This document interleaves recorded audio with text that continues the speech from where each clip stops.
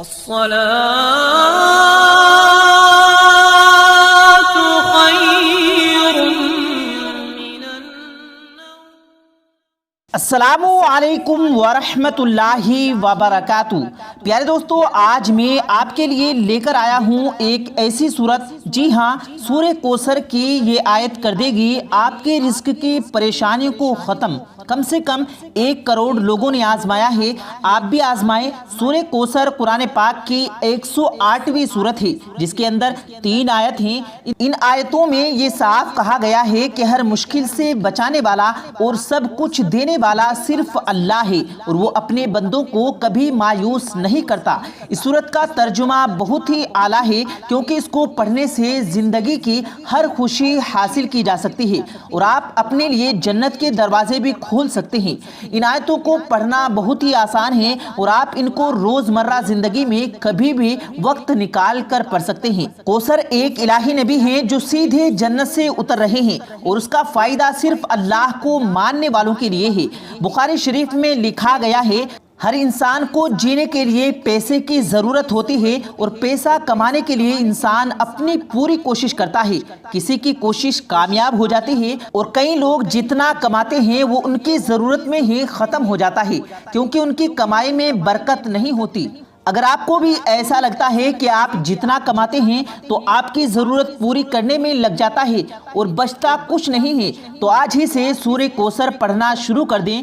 پھر دیکھیں کہ رزق میں برکت لانے کے لیے اس سے طاقتور طریقہ کوئی نہیں ہے۔ اس سورت کو پڑھنے سے اللہ تعالیٰ سے تعلق قائم ہو جاتا ہے، اور اللہ کی رحمت کے حقدار بن جاتے ہیں۔ تو میرے عزیز دوستوں، میں آپ کو ایک بار سورہ کوثر پڑھ کر سنا دیتا ہوں۔ بسم اللہ الرحمن الرحیم۔ انا اعطیناک الکوثر فصل لربک وانحر ان شانئک ھو الابتر۔ تو میرے پیارے دوستو، اب میں آپ کو سورہ کوثر کو پڑھنے کے فائدے بھی بتا دیتا ہوں۔ اللہ کی رحمت پانے کے لیے آپ اس سورت کو پڑھ سکتے ہیں، جنت پانے کے لیے بھی آپ اس سورت کو پڑھ سکتے ہیں، رزق میں برکت پانے کے لیے بھی، اپنی زندگی کو خوشحال بنانے کے لیے، زندگی میں تکلیفوں کو ختم کرنے کے لیے، ہر طرف سے ترقی پانے کے لیے، کمائی میں برکت کے لیے، دشمنوں سے چھٹکارا پانے کے لیے سورہ کوثر کو آپ کبھی بھی پڑھ سکتے ہیں۔ جتنا زیادہ پڑھیں گے اتنا ہی فائدہ ہوگا، اس زمین پر بھی اور مرنے کے بعد بھی۔ اس سورت کو پڑھنے سے ثواب ملتا ہے اور اللہ کی رحمت ہوتی ہے۔ اگر آپ اس سورت کا فائدہ اٹھانا چاہتے ہیں تو اس کو آج ہی سے پڑھنا شروع کر دیں۔ پیارے دوستو، اب ہم آپ کو ایک بادشاہ اور اس کی 7 بیٹیوں کا واقعہ سناتے ہیں۔ بہت ہی پیارا واقعہ ہے، آپ لوگوں کو ضرور پسند آئے گا۔ پیارے دوستو، کہتے ہیں بہت سالوں پہلے ایک بادشاہ کی حکومت تھی، جس کی بہت بڑی سلطنت تھی، لیکن اس کا کوئی وارث نہیں تھا۔ اس کی 7 بیٹیاں تھیں اور کوئی بھی بیٹا نہیں تھا۔ وہ جب بھی خوش ہو جاتا تو اپنی بیٹیوں کو بلاتا، ایک لائن میں کھڑا کر دیتا اور پوچھتا، مجھے بتاؤ تم کس کا دیا کھاتی ہو اور کس کا دیا پہنتی ہو؟ ہر دفعہ بادشاہ کی چھوٹی بیٹی جواب میں کہتی کہ میں اللہ کا دیا کھاتی ہوں اور اسی کا دیا پہنتی ہوں، جس پر بادشاہ بہت غصہ ہوتا۔ لیکن ایک دن اس کو بے حد غصہ آیا، اور یہ سنتے ہی وہ آگ بگولا ہو گیا اور کہنے لگا، اے کمبخت، تو نے میری ناشکری کی ہے، تجھے اس کی سزا ضرور ملے گی۔ شہزادی نے کہا، جو حکم ہو ابا حضور۔ بادشاہ نے سپاہیوں کو حکم دیا کہ جاؤ اسے جنگل میں چھوڑ آؤ، میں بھی دیکھوں کہ یہ میرے بغیر کیسے اللہ کا دیا کھاتی ہے اور اپنے نصیب کا پہنتی ہے۔ شہزادی سے تمام زیورات واپس لے لیے گئے اور خستہ حال کپڑوں میں بغیر کسی سازو سامان کے بادشاہ کے حکم کے مطابق جنگل میں تنہا چھوڑ دیا گیا۔ لیکن شہزادی بہت پرسکون مطمئن تھی اور اللہ پر بھروسہ کرنے والی تھی کہ جو اس نے رزق اور عیش و عشرت میرے نصیب میں لکھی ہے وہ مجھے ضرور ملے گی۔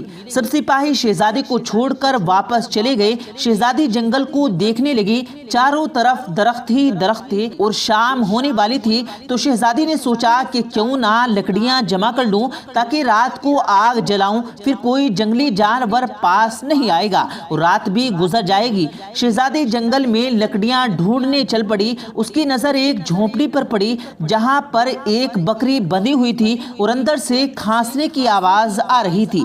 پہلے تو شہزادی بہت حیران ہوئی کہ اتنی ویران جگہ پر جھونپڑی، اور جھونپڑی کے اندر داخل ہوتی ہے تو کیا دیکھتی ہے کہ ایک بوڑھا ضعیف شخص ایک چارپائی پر لیٹا ہے اور کھانستے کھانستے پانی پانی پکار رہا ہے۔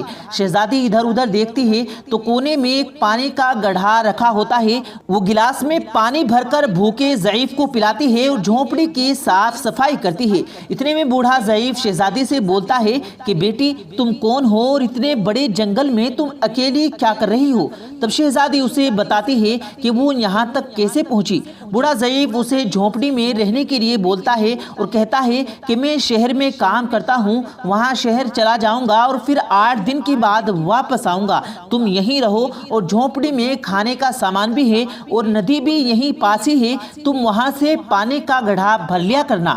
صبح کو بوڑھا ضعیف شہر چلا جاتا ہے اور شہزادی یہاں جھونپڑی میں صاف صفائی کر کے بکری کا دودھ نکالتی ہے، آدھا اپنے لیے رکھ لیتی ہے اور آدھا ایک برتن میں ڈال کر باہر رکھ دیتی ہے کہ رات کو کوئی جانور بھوکا پیاسا ہوگا تو پی لے گا، اور خود اندر آ کر سو جاتی ہے۔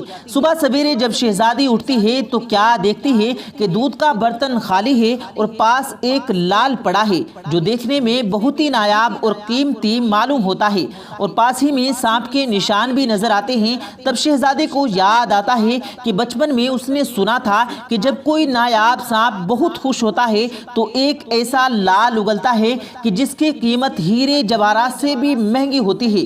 شہزادی بہت حیران ہوتی ہے اور دل ہی دل میں سوچتی ہے کہ شاید سانپ بھوکا تھا، اس لیے وہ دودھ پی کر خوشی میں لال چھوڑ گیا ہے۔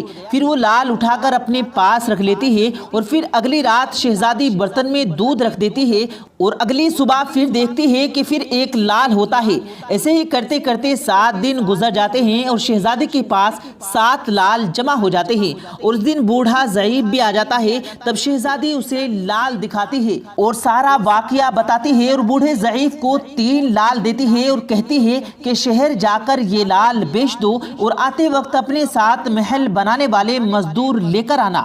باقی 4 لال شہزادی اپنے گلے میں مالا کے طور پر پہن لیتی ہے، اور کچھ دنوں میں جنگل میں ایک عالی شان محل تیار ہو جاتا ہے جس میں بوڑھا ضعیف اور شہزادی رہنے لگتے ہیں۔ ایسا خوبصورت محل جس میں آرائش، نوکر چاکر، دنیا کی تمام نعمتیں موجود ہوتی ہیں۔ شہزادی جنگل میں ایک فیکٹری لگا دیتی ہے جس میں غریب کام کرتے ہیں اور ان کی روٹی بھی چلتی رہتی ہے۔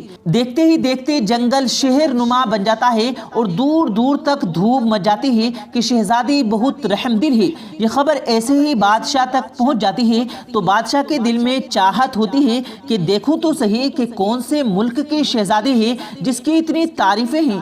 بادشاہ سپاہیوں کے ساتھ پیغام بھیجتا ہے شہزادی سے ملنے۔ یہاں شہزادی کے سپاہی 2 شہزادی کو بتاتے ہیں تو شہزادی یہ حکم دیتی ہے کہ بادشاہ سلامت ایک شرط پر ہم سے مل سکتے ہیں کہ وہ اپنے تمام بیٹیوں کے ساتھ آئیں۔ سپاہی جا کر بادشاہ کو پیغام دے دیتے ہیں۔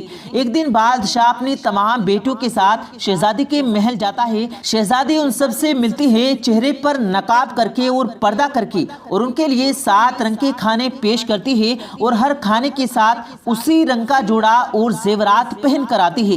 محل کی شان و شوکت اور خوبصورتی اور شہزادی کا انداز بادشاہ اور باقی تمام شہزادیوں کو بہت حیران اور متاثر کر رہا تھا۔ آخر میں بادشاہ شہزادی سے کہہ ہی دیتا ہے کہ تم میری بیٹی کی جگہ پر ہو اور میں بھی تمہارے کہنے پر اپنی تمام بیٹیوں کے ساتھ آیا ہوں، پھر ہم سے یہ پردہ کس لیے؟ بہت منت کرنے پر شہزادی کہتی ہے کہ ٹھیک ہے، میں تیار ہو کر آتی ہوں۔ تب شہزادیاں آپس میں باتیں کرنے لگتی ہیں کہ اتنی تو تیار ہے، اتنے مہنگے مہنگے زیورات پہنے ہیں، اب اور کتنا تیار ہو کر آئے گی۔ اتنے میں کیا دیکھتے ہیں کہ دور سے ایک خستہ حال کپڑوں میں کوئی آ رہا ہے، اور غور کرنے پر بادشاہ کو یاد آتا ہے کہ یہ تو ابھی تک زندہ ہے۔ میں تو سوچتا تھا کہ اسی جنگل کے جانور کھا گئے ہوں گے، اور جب میں اپنے سپاہیوں کو اس کی خبر لینے کے لیے بھیجا تھا تب انہوں نے بھی یہی بتایا تھا کہ وہاں پر شہزادی کا کوئی نام و نشان نہیں ہے، تو یہ کیسے ممکن ہے؟ تو بادشاہ خوشی سے جھوم اٹھتا ہے اور کہتا ہے کہ شہزادی کو بلاؤ، میں تمہیں شہزادی سے آزاد کروا کر لے جاؤں گا، چاہے وہ تمہاری قیمت میں میری ساری بادشاہت مانگ لے۔ یہ سنتے ہی شہزادی بولتی ہے نہیں، ابا جان میں وہی ہوں، میں وہی شہزادی ہوں، اور میں نہیں کہتی تھی کہ اللہ کا دیا کھاتی ہوں اور اپنے نصیب کا پہنتی ہوں، بس اسی اللہ نے مجھے کہاں سے کہاں پہنچا دیا ہے کہ آج میں آپ سے بھی زیادہ امیر ہوں۔ پھر شہزادی اپنا تمام حال بیان کرتی ہے کہ وہ اس مقام تک کیسے پہنچی اور اپنے گلے کی مالا دکھاتی ہے جس میں ابھی بھی 4 لال موجود ہوتی ہیں۔ یہ تمام سنتے ہی باقی تمام شہزادیاں دل میں رشک کرنے لگتی ہیں اور سوچتی ہیں کہ کاش ہم نے بھی یہی کہا ہوتا کہ اللہ کا دیا کھاتی ہیں اور اپنے نصیب کا پہنتی ہیں۔ پیارے دوستو، امید کرتے ہیں آپ کو آج کی ہماری یہ ویڈیو، یہ واقعہ پسند آیا ہوگا۔ اگر آپ کو یہ ویڈیو پسند آیا ہو اور اس واقعے سے کچھ سیکھنے کو ملا ہو تو اس واقعے کو، اس ویڈیو کو اپنے دوستوں میں زیادہ سے زیادہ شیئر کریں، اور مزید ایسی ویڈیوز پانے کے لیے ہمارے چینل کو ضرور سبسکرائب کریں۔ ملتے ہیں پھر ایک نئی ویڈیو کے ساتھ، تب تک کے لیے اللہ حافظ۔